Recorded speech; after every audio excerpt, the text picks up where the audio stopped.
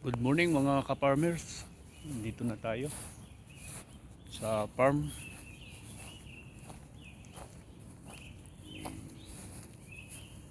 Salamat sa mga nag-subscribe sa akin mga ka-farmers.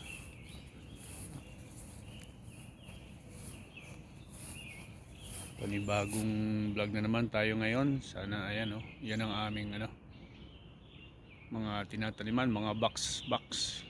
Yan mga ka-farmers. Update ko na lang ulit kayo mga ka-farmers. Yun ang ng panahon kaya kailangan diligin natin, pasawain natin sa tubig. Mga ka-farmers, pa-subscribe na lang ng mga video ko mga ka-farmers. Mga ka-farmers, dito naman tayo sa sa box ng yan, mga talong.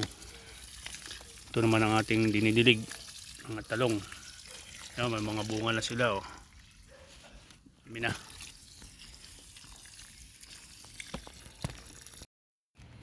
Yan mga kinuha naming abono.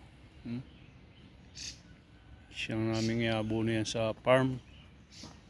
Ano siya, yung dumi ng baka. Yan ang ginagawa namin fertilizer. 93 yan, sako. Kinuha namin. Mga ka-farmers, pabo.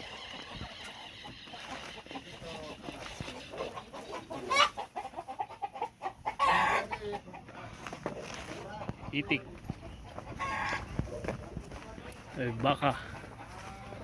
Yan, daming gansa. Yung mga ka-farmers na nandito, alaga. Ang dami.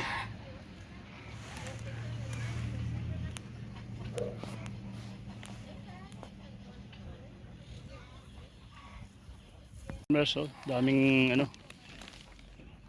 bibinong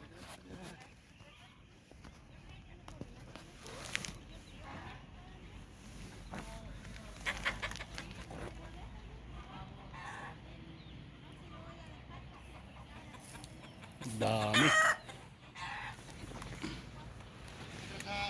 Yan, dito yan sa farmer. Hello mga ka-farmers, bumaba lang tayo ng ating inupaang bahay ng departamento.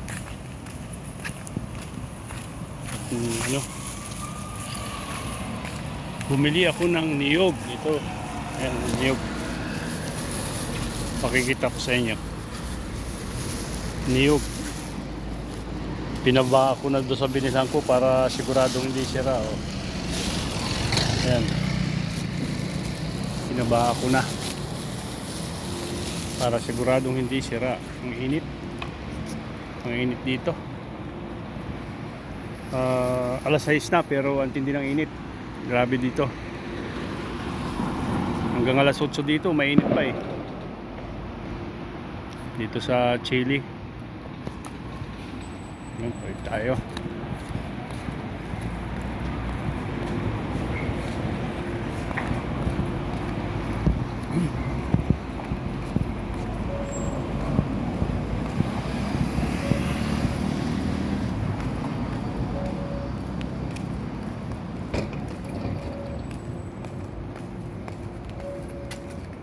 Bumili ako kanina kasi ng niyog, nabili ko sira.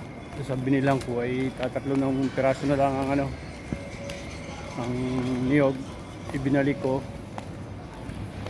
pag pinalitan nila bulok pa rin, ay wala na, naubos na. Kaya bumili naman ako sa iba, sayang lang ang binayad ko. Kung mahal-mahal pa naman dito guys, sa piso ang niyog dito 180 sa piso, kaya sobrang mahal.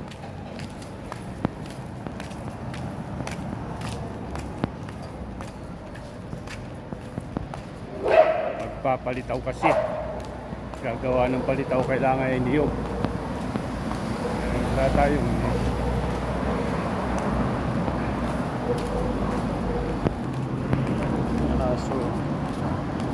aso.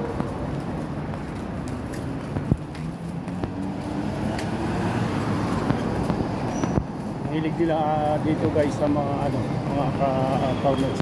Mahilig sila sa aso, ayan.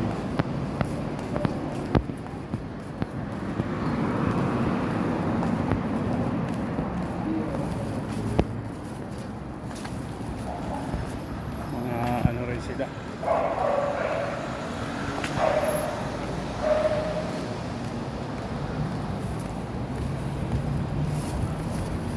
Right, see you.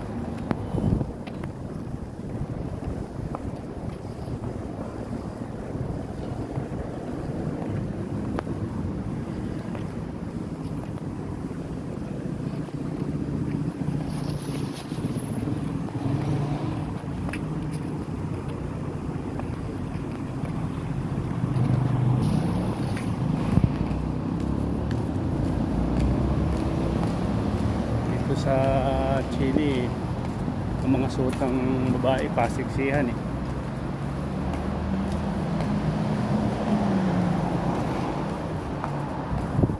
Meron silang manamit.